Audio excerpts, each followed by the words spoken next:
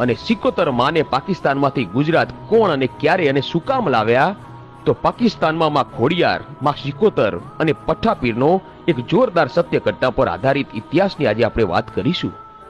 મિત્રો, ઘણા વર્ષો પહેલાની આ વાત છે. હાલનું પાકિસ્તાન એ વખતે સિંધ પ્રદેશ કહેવાતો હતો અને સિંધ પ્રદેશમાં મુસલમાન હમીર સુમરાનું રાજ ચાલતું હતું. અને આ હમીર સુમરાએ એકવાર 16 વર્ષના ધણી એવા રા નવઘણની ધર્મની માનેલી બેન જાહલને એકવાર કેદ કરી.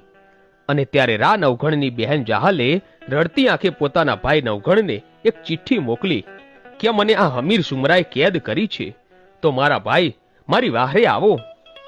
અને કહેવાય છે કે આ સિંધ મલકના રાજા હમીર સુમરાની આખા મહેલની રખેવાળી માતા સિકોતર અને પઠ્ઠાપીર કરતા હતા. અને તેથી હમીર સુમરો એટલો શક્તિશાળી બની ગયેલો કે કોઈ રાજા એને હરાવી નહોતું શકતું.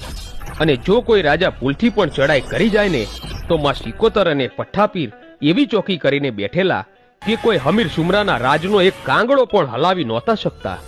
અને ગમે તેવો રાજા હારીને પાછો ફરતો. પણ જે દિવસે રા નવઘણ પોતાની બહેન જાહલને છોડાવવા માટે ગયો અને તે દિવસે મામડિયા ચારણની શ્રી ખોડિયાર માને એના ભાલા ઉપર બેસાડીને લઈ ગયો.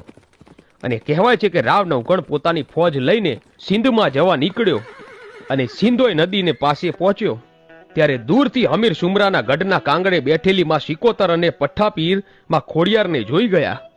ત્યારે માં સિકોતર કહે છે કે હે પઠ્ઠાપીર, અત્યાર સુધી જેટલા રાજા મહારાજાઓ સિંધમાં ચડાઈ કરીને આવ્યા એમાંથી એકે રાજાને જીતવા નથી દીધા, પણ આજે જે જૂનાગઢનો ધણી એની બહેનને છોડાવવા માટે આવી રહ્યો છે એના ભાલે 9 લાખ લોબડિયાળીઓ સાક્ષાતમાં ભગવતી ખોડિયાર બેઠા છે. અને હે પઠ્ઠાપીર, જેમ માણસ માણસનો સગો હોય ને, એમ દેવ દેવનો સગો હોય. અને આજે આ જૂનાગઢનો ધણી જૂનાગઢથી એની ખોડિયારને લઈને આવ્યો છે, તો એની ખોડિયાર આપણી પાસે આવશે અને આપણને કંઈ કહેશે તો આપણે શું જવાબ આપીશું? અને આમ સિકોતર અને પઠ્ઠાપીર વાતો કરી રહ્યા હોય છે. અને આ બાજુ સામે સિંધોય નદીને કાંઠે રા નવઘણે પોતાનો પડાવ નાખ્યો